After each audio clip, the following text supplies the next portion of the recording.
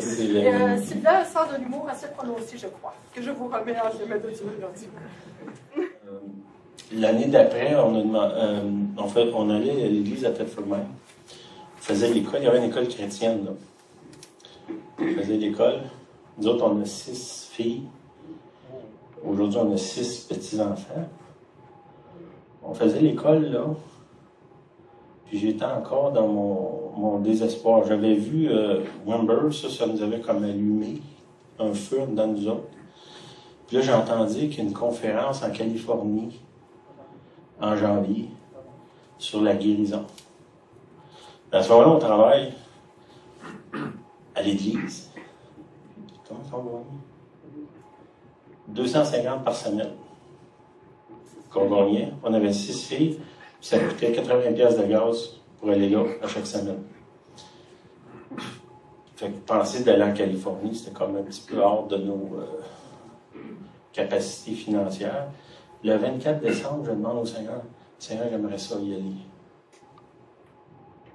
Le 28 décembre, il y a quelqu'un qui me donne un paquet d'argent.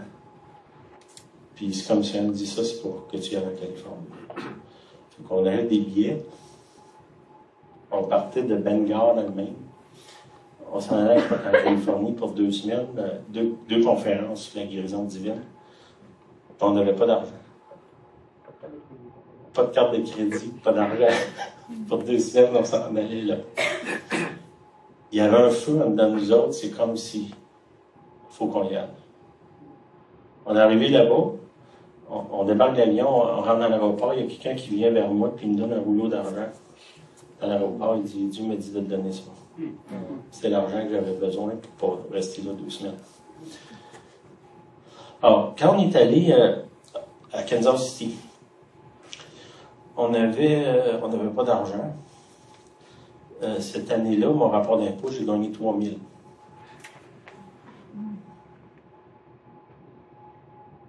C'est pas en 1892, ça.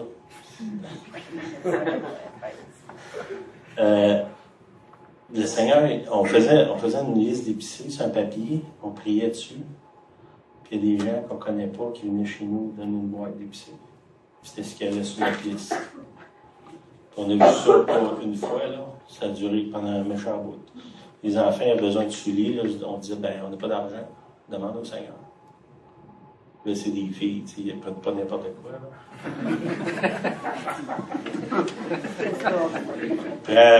Prends c'était quoi, non, à ce temps-là, on recevait des affaires par la main, puis ils regardaient le petit catalogue. C'est ça que je veux. Puis je me souviens, une dame qui appelle chez nous le lendemain, elle dit, j'ai acheté des bottes, puis ils me font pas. Tu sais, là, tu dis, qui achète des bottes qui ne font pas? Peut-être que ça ferait une de tes filles. C'est la seule fois que cette femme-là, elle a appelé chez nous. Elle n'a jamais appelé, ni avant, ni après. Aujourd'hui, elle est décédée. Elle vient chez nous, met les bottes. C'est les bottes que ma fille a demandé, son point.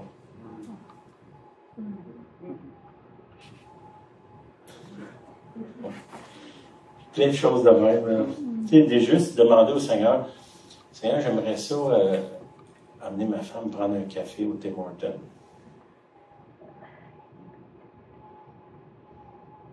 Tu sais, vous autres, vous ne pensez pas à ça, là. Mais quand tu n'as pas d'argent, c'est une demande. Là, nous autres, on vit dans un rang. Mettons, les gens qui viennent chez nous, ils osent dire qu'on vit d'une place reculée, mais...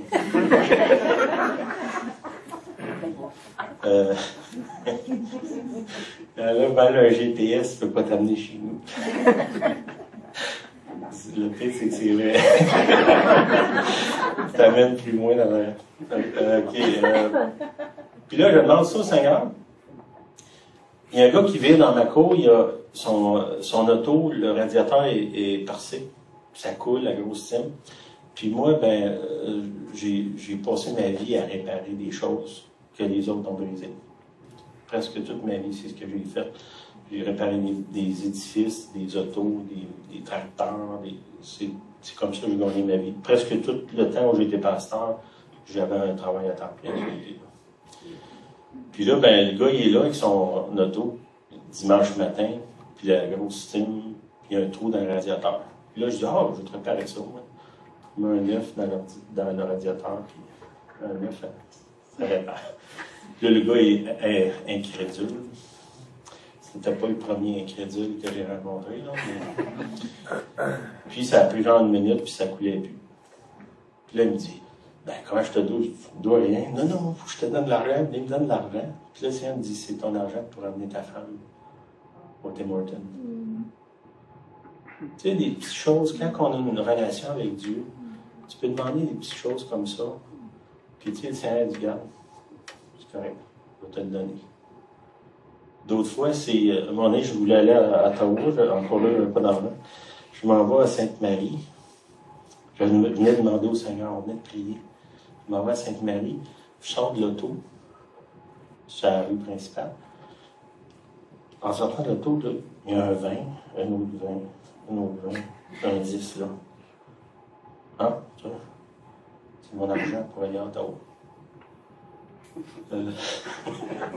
C'est merveilleux. Tu sais, ça t'arrive juste une fois d'affaire de même, tu te dis, ben, c'est le hasard. Mais quand ça arrive 200 fois par année, ça ne peut plus être le hasard. Une autre fois, je demande au Seigneur, on avait eu deux, trois conférences de fil les fins de semaine, on a travaillé au bout, puis c'était compliqué en tout cas. Puis on avait eu des prophéties qu'on irait en vacances. On n'a pas été souvent en vacances dans notre vie. Puis là, Julien, le matin, a dit, on est chez nous dans notre maison reculée. Seigneur, tu nous as dit qu'on irait en vacances, j'aimerais ça aller en vacances. C'est que... Puis nous autres, on a la malle rurale, là. C'est une boîte à malle. Comme vous voyez, c'est le film. Ouais. Comme tu vois dans les films, là, nous autres, on a ça. Et puis ça, c'est le matin à 9h, je viens d'appris. À 9h30, la poste passe, je m'en vais dans la poste. Il y a une enveloppe dedans, il y a un chèque de 2000 $, puis c'est écrit dessus, pour des vacances. Wow! OK? Ça veut dire qu'avant qu'on prie, le Seigneur avait déjà répondu, parce que lui qui m'a envoyé cet argent-là, il l'a envoyé au moins 3 ou 4 jours avant. Là. Fait qu'on est allé en vacances. On lui avait demandé. Des fois, il dit non, par exemple. Je ne veux pas vous penser qu'à toutes les fois qu'on demande quelque chose, Dieu, c'est pas le Père Noël. Mais quand on a une relation avec lui, il y a quelque chose qui se développe par rapport à dire, Seigneur, j'aimerais ça. S'il dit non, je ne commence pas à bouder pendant 2 mois. C'est comme des gens qui arrêtent d'aller à l'église parce qu'ils n'ont pas une prière répondue. Là. Ça, c'est pas la maturité d'une relation. Non, c'est une réponse. Puis quand c'est non, c'est mieux comme ça. C'est correct. Un autre coup, je demande au Seigneur, il y avait une table ronde prophétique en Angleterre. Puis je demande au Seigneur, Seigneur, j'aimerais ça y aller. Ça, c'est le 30 décembre. C'est ça? Puis on prie ensemble. L'autre chose, si vous voulez être sûr que c'est Dieu qui pourvoit vos besoins, il faut vous prier en secret. OK? Si je prie ici, Seigneur, j'ai besoin de 1000 piastres la semaine prochaine parce que blablabla. Je ne suis pas en train de prier Dieu, là, je suis en train d'essayer de vous manipuler.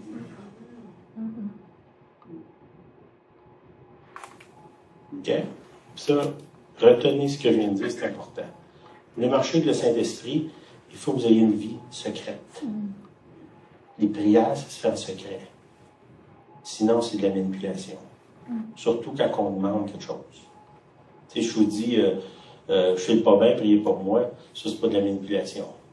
Si je vous dis, j'ai besoin de 200 pièces pour payer mon permis de conduire, ça, c'est de la manipulation. OK?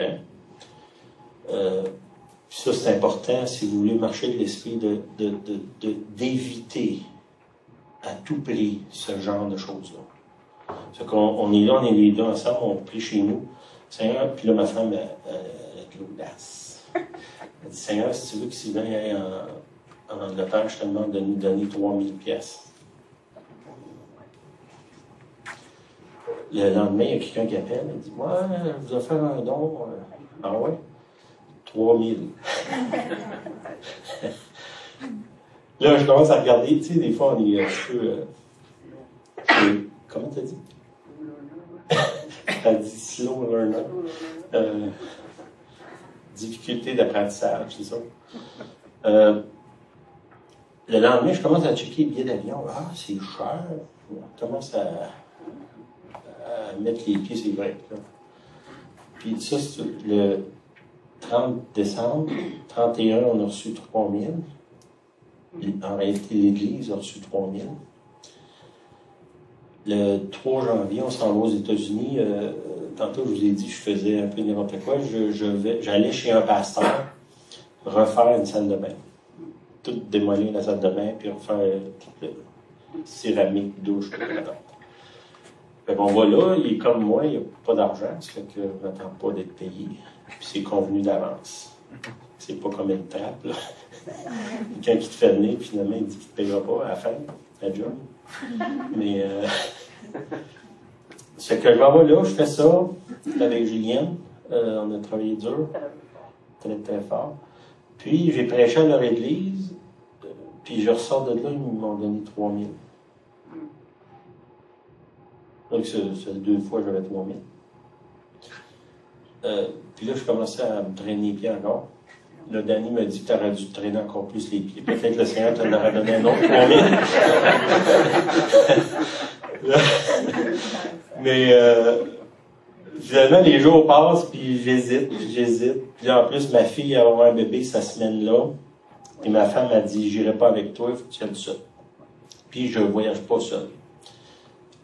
À moins d'un cadre bien serré, là. Okay?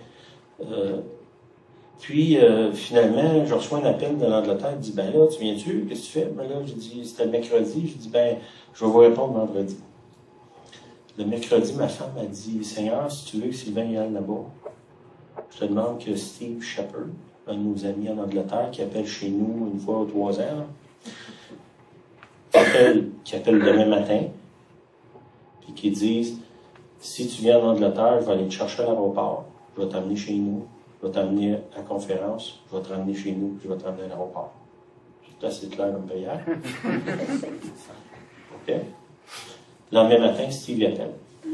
À 8 heures. Salut! Il dit, tu viens-tu en Angleterre? Je dis, je ne suis pas décidé encore. Il dit, si tu viens en Angleterre, je vais aller te chercher à l'aéroport, je vais t'amener chez nous, je vais t'amener à la conférence, je vais te ramener chez nous, je vais te ramener à l'aéroport. Ça fait que là, j'ai décidé d'y aller. Avant de partir, il y a une autre affaire qui m'est arrivée. Je m'en vais à... Vous avez déjà vu le magasin L'Équipeur? J'avais besoin de linge. Je m'en vais à L'Équipeur, un peu comme le chandail que tu as, là. Chandail, t-shirt, manche longue. Pour le voyage. Je m'en vais là pour le voyage. J'achète 3 chandails. Je mets ça sur le comptoir. La fille a dit, ben, ils ne sont pas dans l'ordinateur, on vous les donne. Là, j'ai dit, j'ai demandé à la fille, je peux-tu aller en chercher d'autres? 92, on va à Kansas City. Je l'ai dit, là-bas, j'ai une vision de construire une école dans ma cour, chez nous, en arrière. Nous autres, on a un grand terrain, on vit en campagne. Ça fait que il y a beaucoup de monde. Vous connaissez qu'il y a une école dans sa cour? J'ai cette vision-là, puis ça, c'est l'année qu'on a gagné 3 000 $. Ça fait que je reviens de Kansas City, puis là, j'ai cette vision-là. Ça fait que je suis venu l'appel, fait creuser le trou pour faire de la fondation. Et tu sais, on n'a pas une scène, non? On n'a rien. Le soir, on est sur le bord du toit, regarde ça, dit ça, c'est fou, là, vraiment. À partir de ce moment-là, tous les matériaux qu'on avait besoin à mesure, ils arrivaient chez nous. On priait, le ciment, tout est arrivé. Puis on a construit l'école. Aujourd'hui, bon, c'est plus une école parce que nos enfants sont... Ma femme, elle enseigne à la maison. Aujourd'hui, on s'en sert pour faire des réunions. Puis le Seigneur a pourvu tout. Puis tu sais, on a besoin de faire un escalier. Bon, on pourrait dire n'importe qui peut faire un escalier, là, mais faire une bonne escalier, c'est pas n'importe qui. Puis cette journée-là, il y a un ébéniste qui vient chez nous, qui est venu 2 fois en 35 ans, ce gars-là. La journée, il vient, ben, je vais te faire ça, moi. Fais l'escalier, tout. Mais ça s'en va le lendemain. Il y a un autre, genre, un panneau électrique, il y a un autre monsieur, monsieur qui son nom, Aumont. La même affaire, il arrive, on va te faire ça, on installe le panneau, il n'est jamais revenu chez nous après. Hein? La laine minérale, l'histoire de la laine minérale, le long du chemin. Ah, ça, c'est dernièrement chez nous. À un moment donné, c'est ça, l'école, c'était de même. À un moment donné, il y a quelqu'un qui m'appelle, il dit va à Montréal, on avait une cheminée là, dans l'école.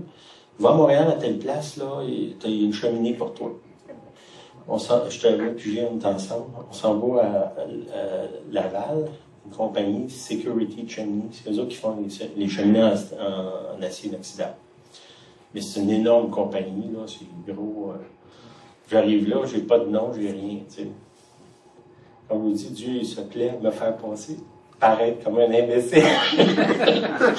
J'arrive en avant, je dis à la fille, avez-vous une cheminée à donner? Là, la fille, elle me regarde, tu sais, t'es qui, toi? Là, elle dit, attends, elle s'en va en arrière, elle revient, elle dit non.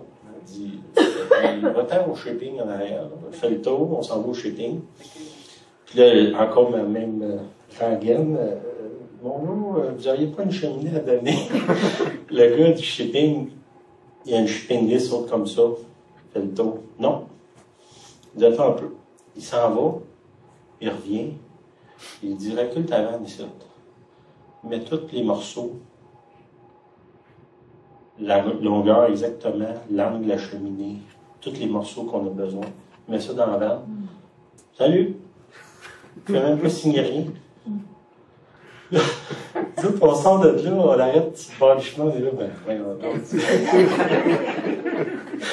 Après ça, on prie pour avoir une fournaise au propane. Compagnie de transport, ils viennent chez nous. Ils reculent, départent la fournaise à la galerie, puis ça en va. La fournaise est neuve dans le crête, là. Une fournaise au propane. Tu sais, on a lu des histoires de George Miller, ces affaires-là. On a vécu ces affaires-là. Des choses comme ça, Dieu intervient au moment, tel moment. À un moment donné, on a plein d'histoires. On a besoin de pneus d'hiver. Moi, au Seigneur, le soir, je m'en vais à une réunion, il y a un frère qui dit t'aurais pas besoin de ça, toi, les pneus d'hiver? Quoi?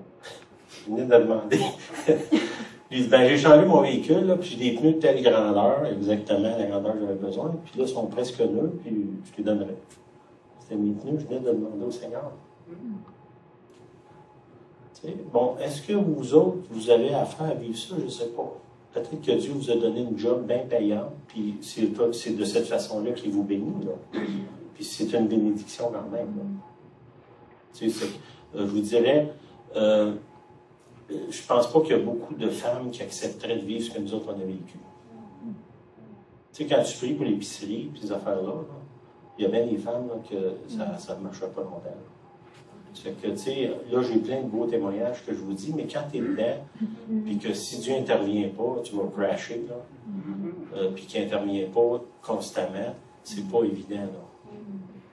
Mais tu sais, c'est plus facile à compter après que quand tu es dedans.